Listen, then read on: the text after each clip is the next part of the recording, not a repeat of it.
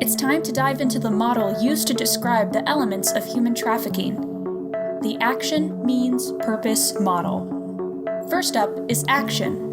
This involves the step traffickers take to acquire their victims, involving the recruiting, harboring, transporting, providing, or obtaining of an individual. Next up is means. In our last video, we said human trafficking happens when a trafficker uses force, fraud, or coercion to exploit a person. These three things make up our element of means. Force is physical abuse or assault, sexual abuse or assault, or confinement.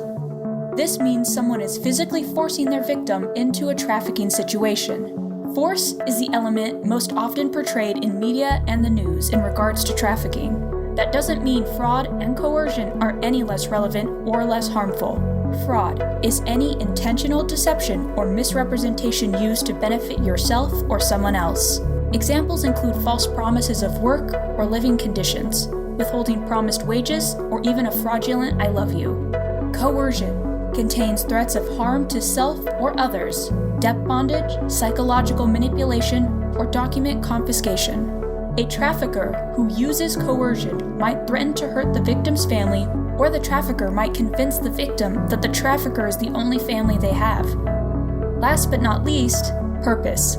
The trafficker commits these crimes for the specific purpose of trafficking their victims. This includes either compelled labor or services or commercial sex acts. These purposes then result in the trafficker obtaining money and/or power due to their crimes.